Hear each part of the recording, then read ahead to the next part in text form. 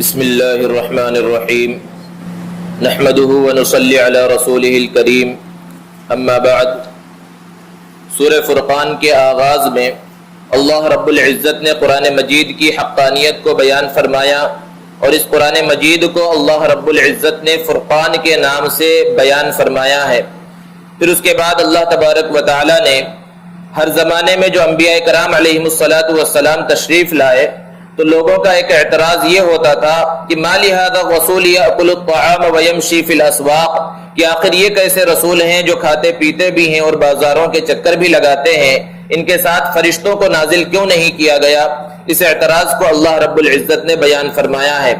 پھر اس کے بعد 19ویں پارے کے آغاز میں اللہ رب العزت نے ارشاد فرمایا کہ کفار یہ کہتے ہیں لولا انزل علینا الملائکۃ او نرى ربنا، کہ ہم پر فرشتوں کو کیوں نہیں نازل کیا گیا، یا براہ راست ہم ہی پروردگار کو اور اللہ رب العزت کو خود ہی دیکھ لیں۔ اللہ رب العزت نے بیان فرمایا یوم یرون الملائکۃ لا بشری،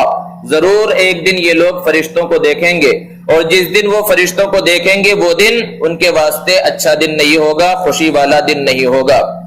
پھر اس کے بعد اللہ رب العزت نے قرآن مجید کی عظمت کو بیان کرتے ہوئے ارشاد فرمایا وقال الرسول یا رب ان قوم اتخذوا هذا القرآن مہجورا،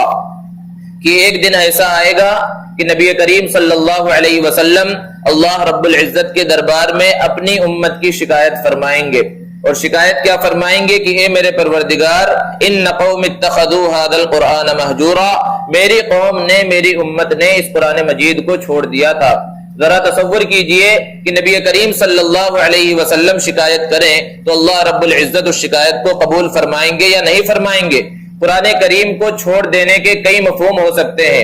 ایک تو یہ ہے کہ قرآن مجید کو پڑھا ہی نہیں، سمجھا ہی نہیں، پڑھنا سیکھا ہی نہیں، یہ بھی قرآن مجید کو چھوڑنا ہے۔ اور دوسری صورت یہ ہے کہ قرآن مجید کو پڑھنا تو سیکھا لیکن اس کی تلاوت نہیں کرتا۔ اور تیسری صورت یہ ہے کہ قرآن مجید کو پڑھنا سیکھا، تلاوت کرتا ہے، لیکن قرآن مجید میں اللہ رب العزت نے بیان کیا فرمایا، احکامات کیا بیان فرمائے، اس پر عمل نہیں کرتا۔ یہ سب قرآن مجید کو چھوڑنے میں داخل ہے۔ اس کے بعد کفار مکہ کے اور ایک اعتراض کو اللہ رب العزت نے ذکر کیا کہ یہ لوگ کہتے ہیں لولا نزل علیہ القرآن جملۃ واحدہ، کہ نبی کریم صلی اللہ علیہ وسلم پر یہ پورا قرآن ایک ساتھ کیوں نہیں نازل کر دیا گیا؟ اللہ رب العزت نے جواب دیا لنثبت به فؤادک، تاکہ ہم آپ کے دل کو مضبوط کر دیں اور یہ قرآن آپ کے دل کے اندر اتار دیں۔ بارش دو طرح کی ہوتی ہے، ایک یہ ہے کہ موسلا دھار بارش ہو جائے اور زور کی بارش ہو جائے تو اس بارش کا زیادہ فائدہ نہیں ہوتا، پانی آتا ہے اور ادھر ادھر نکل جاتا ہے، لیکن وہی بارش آہستہ آہستہ ہو تو وہ زمین اپنے اندر پانی کو جذب کرتی ہے، زمین کے اندر وہ پانی جاتا ہے اور پھر اس کے بعد اچھا غلہ پیدا ہوتا ہے۔ بالکل اسی طرح اللہ رب العزت نے تھوڑا تھوڑا کر کے 23 سالوں کے اندر قرآن مجید کو نازل فرمایا تاکہ صحابہ کرام جو سب سے پہلے مخاطب ہیں وہ اس قرآن مجید کو سیکھیں اور پھر ان کے واسطے سے پوری انسانیت کو یہ قرآن مجید پہنچ جائے۔ پھر اس کے بعد اللہ رب العزت نے عباد الرحمن کا تذکرہ فرمایا، یعنی رحمان کے بندے، کہ اللہ رب العزت کے نیک بندے کون لوگ ہیں، ان کی چند صفات کو اللہ نے بیان فرمایا کہ الذین یمشون علی الارض ہونا، جو زمین میں نرمی کے ساتھ چلتے ہیں، اکڑ کر نہیں چلتے۔ وَإِذَا خَاطَبَهُمُ الْجَاهِلُونَ قَالُوا سَلَامًا، اور جب جاہلوں سے واسطہ پڑ جاتا ہے تو ان سے بحث و مباحثہ میں نہیں اپنے وقت کو برباد کرتے، کیونکہ جاہلوں سے بحث کر کے کچھ فائدہ نہیں، ان سے سلام کر کے جدا ہو جاتے ہیں۔ وَالَّذِينَ يَبِيتُونَ لِرَبِّهِمْ سُجَّدًا وَقِيَامًا، اور وہ لوگ اپنے پروردگار کو یاد کرتے ہیں سجدے کی حالت میں، قیام کی حالت میں، رات کے اندر۔ والذین یقولون ربنا اصرف عنا عذاب جہنم ان عذابها كان غراما، اور وہ لوگ ہیں عباد الرحمن جو اپنے پروردگار سے کہتے ہیں اے پروردگار عالم ہم سے جہنم کے عذاب کو ہٹا دے۔ اور اللہ نے بیان فرمایا والذین اذا انفقوا لم يسرفوا ولم يقتروا وكان بين ذلك قواما، کہ جب وہ خرچ کرتے ہیں تو خرچ کرنے میں نہ تو اسراف کرتے ہیں، فضول خرچی کرتے ہیں، اور نہ اس کے اندر بخل سے کام لیتے ہیں، اعتدال کی راہ کو اختیار کرتے ہیں۔ اور وہ لوگ اللہ کے علاوہ کسی دوسرے کو شریک نہیں ٹھہراتے اور کسی کو ناحق قتل نہیں کرتے، زنا میں مبتلا نہیں ہوتے۔ یہ کن لوگوں کی صفات ہیں؟ عباد الرحمن، اللہ کے بندوں کی صفات ہیں۔ اور جو ان سب گناہوں کے اندر مبتلا رہے اور ان کو نہ چھوڑے، اللہ رب العزت نے بیان فرمایا یضاعف له العذاب، اس کے عذاب کو کئی گنا بڑھا دیا جائے گا۔ لیکن جو ان گناہوں میں مبتلا ہوا اور پھر وہ توبہ کر لے تو اللہ رب العزت نے بیان فرمایا فاولئک یبدل اللہ سیئاتہم حسنات، اللہ ان کی گناہوں کو نیکیوں سے بدل دے گا، انہیں معاف فرما دے گا۔ اس کے بعد سورہ شعراء ہے۔ اس سورت کا نام شعراء اس وجہ سے رکھا گیا کہ سورت کے بالکل آخر میں اللہ رب العزت نے شعراء کا تذکرہ فرمایا۔ شعراء یہ شاعر کی جمع ہے جو شعر و شاعری کرتے ہیں، ان کا تذکرہ فرماتے ہوئے اللہ نے ارشاد فرمایا وَالشُّعَرَاءُ يَتَّبِعُهُمُ الْغَاوُونَ، کہ اکثر جو شعراء ہیں یہ غلط راستے کے اوپر چلتے ہیں۔ الم تر انہم فی کل واد یہیمون، ادھر ادھر کی وادیوں کے اندر بھٹکتے رہتے ہیں۔ وانہم یقولون ما لا یفعلون، اور ایسی باتیں کہتے ہیں جو خود نہیں کرتے، جس پر خود عمل نہیں کرتے۔ یہ ایسے عام شعراء کا تذکرہ ہے جو اچھی شاعری نہیں کرتے، غلط انداز میں غلط بیانی کرتے ہیں اور کسی کی تعریف میں آسمان و زمین کے قلابے ملا دیتے ہیں، جھوٹ سچ کا کچھ خیال نہیں کرتے۔ اس کے برخلاف جو اچھے شعراء ہیں ان کی تعریف بھی بیان کی گئی، اور یہاں تک کہا گیا ان من الشعر الحکمہ، کہ شعر بعض اشعار حکمت کے ہوتے ہیں۔ اور حضرت حسان ابن ثابت رضی اللہ تعالی عنہ شاعر رسول ہیں، اللہ کے رسول صلی اللہ علیہ وسلم کے سامنے بیٹھ کر اشعار سنایا کرتے تھے، اور اللہ کے رسول صلی اللہ علیہ وسلم ان کی تعریف بھی کیا کرتے تھے۔ تو جو اچھے شاعر ہوں، اچھا کلام پیش کریں، ان کی مذمت کو یہاں نہیں بیان کیا گیا۔ برے شاعروں کو اور جو برا کلام پیش کرتے ہیں ان کی مذمت کو اللہ نے بیان فرمایا۔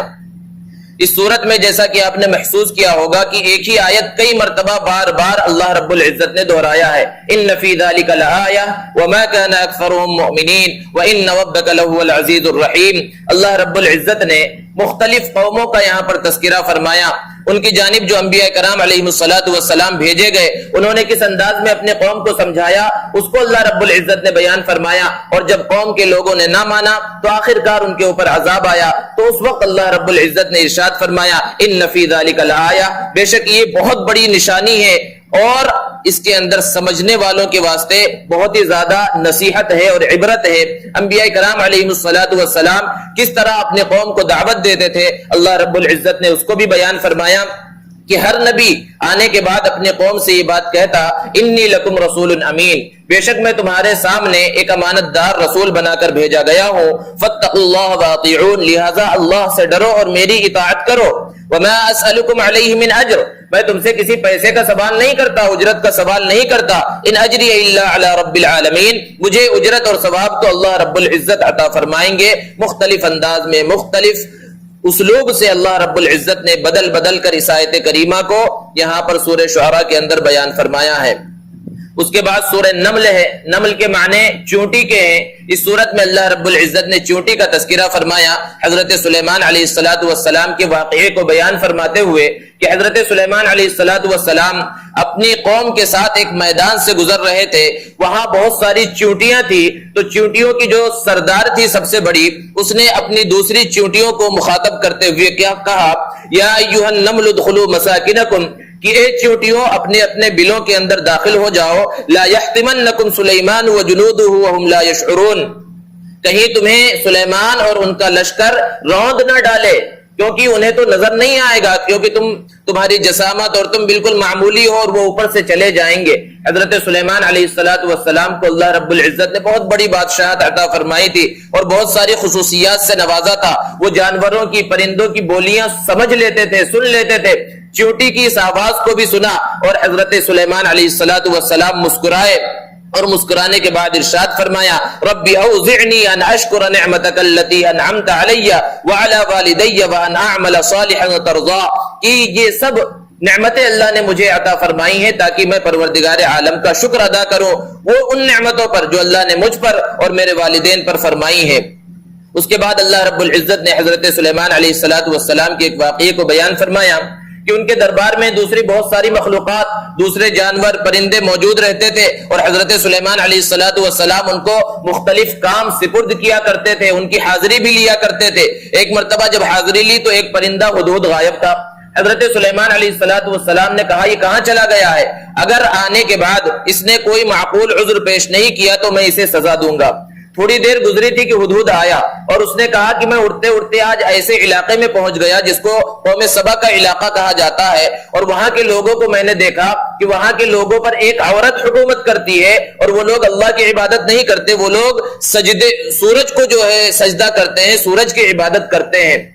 حضرت سلیمان علیہ السلام نے ہدہد ہی کے ذریعے ایک خط وہاں کی جو ملکہ تھی بلقیس جس کا نام تھا، اس کے نام ملکہ سبا کے نام روانہ کیا، اور اس خط کے اندر لکھا انہو من سلیمان و انہو بسم اللہ الرحمن الرحیم، یہ سلیمان کی جانب سے ہے، اور پھر بسم اللہ لکھی۔ قرآن مجید کے اندر سورہ نمل کے اندر جو یہ بسم اللہ الرحمن الرحیم لکھی ہوئی ہے یہ قرآن مجید کا جز ہے۔ اسی طرح قرآن مجید کا اور ایک جز ہے بسم اللہ، جو ہر سورت کے شروع میں لکھا گیا ہے، لیکن ہر سورت سے پہلے قرآن مجید کا جز نہیں ہے بسم اللہ، بلکہ کسی ایک سورت سے پہلے پڑھنا لازم ہے۔ یہی وجہ ہے کہ آپ نے دیکھا ہوگا کہ تراویح کی نماز کے اندر کسی نہ کسی دن کسی سورت سے پہلے زور سے بسم اللہ پڑھی جاتی ہے تاکہ پورا قرآن مجید مکمل ہو جائے۔ اگر ایک بار بھی بسم اللہ کو چھوڑ کر، کیونکہ یہ تو قرآن کا جز ہے ہی، دوسری مرتبہ بسم اللہ الرحمن الرحیم نہ پڑھی جائے تو قرآن مجید مکمل نہیں ہوگا، ایک آیت اس کے اندر کم رہ جائے گی۔ اس کے بعد جب یہ خط حضرت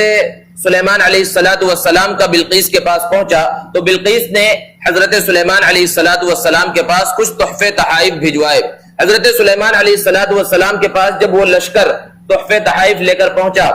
تو حضرت سلیمان علیہ السلام کے انداز کو، ان کے ٹھاٹ باٹ کو، کہ وہاں پر دیکھا کہ سونے چاندی کی کرسیاں ہیں جس کے اوپر لوگ بیٹھے ہوئے ہیں، اور سونے کی چیزیں ہیں جس کے اوپر جانور کھڑے ہیں اور بول و براز کر رہے ہیں، تو وہ لوگ شرمندہ ہو گئے کہ اتنا بڑا آدمی اور اتنا بڑا مالدار آدمی اور ہم معمولی تحفے تحائف لے کر آئے ہیں۔ جب وہ بادشاہ کے دربار میں حضرت سلیمان کے دربار میں پہنچے تو حضرت سلیمان نے ارشاد فرمایا اتمدوننی بمال، تم لوگ مجھے جو ہے مال سے خریدنا چاہتے ہو، مال کے ذریعے میری مدد کرنا چاہتے ہو؟ فما آتانی اللہ خیر مما آتاکم، اللہ نے مجھے جو عطا فرمایا ہے وہ تم سے 1000 گنا درجہ بہتر ہے۔ بل انتم بہدیتکم تفرحون، تم اپنے ہدیے سے خوش رہو اور واپس جاؤ اور جا کر کہہ دو کہ اگر تم لوگ اطاعت کر کے ہمارے پاس واپس نہیں آؤ گے، ایمان قبول نہیں کرو گے، تو پھر ہم تمہارے ملک کے اوپر حملہ کر دیں گے۔ تو اس کے بعد پھر بلقیس نے اپنے کارندوں سے، وزراء اور عمراء سے مشورہ کیا اور حضرت سلیمان علیہ السلام کی اطاعت قبول کرنے کا فیصلہ کیا، اور وہاں سے ملک سبا سے وہ قافلہ روانہ ہوا۔ اور ادھر حضرت سلیمان علیہ السلام کو جب پتہ چلا، حضرت سلیمان نے لوگوں سے، اور جو لوگ وہاں ان کے دربار میں موجود تھے، ان سے کہا کہ تم میں سے کون ہے جو بلقیس کا تخت اس کے یہاں آنے سے پہلے میرے دربار میں پیش کر دے؟ تو ایک جن نے کہا کہ آپ کے یہاں پر اٹھنے سے پہلے میں اسے پیش کر سکتا ہوں۔ تو دوسرے نے کہا کہ آپ کے پلک جھپکنے سے پہلے میں اسے لا سکتا ہوں۔ اور حضرت سلیمان علیہ السلام کے پلک جھپکنے سے پہلے، جو کئی کلومیٹر دور ہے، 1000 کلومیٹر کا فاصلہ ہے، وہاں سے وہ تخت پلک جھپکنے کے بقدر میں حضرت سلیمان علیہ السلام کے سامنے پیش کر دیا گیا۔ حضرت سلیمان علیہ السلام نے کہا کہ یہ میرے رب کا فضل ہے، لیبلونی اشکر ام اکفر، کہ اتنی نعمتیں اللہ نے مجھے عطا فرمائی ہیں مجھے آزمانے کے واسطے کہ میں شکر ادا کرتا ہوں یا ناشکری کرتا ہوں۔ ومن شکر فانما یشکر لنفسہ، اور جو شکر ادا کرتا ہے تو اپنے فائدے کے لیے شکر ادا کرتا ہے۔ ومن کفر فان ربی غنی کریم، اور جو ناشکری کرے تو میرا پروردگار بہت بے نیاز ہے، وہ کریم ہے۔ اس کے بعد حضرت سلیمان نے کہا کہ اس تخت کے اندر تھوڑی سی تبدیلی کر دی جائے۔ پھر اس کے بعد بلقیس اپنے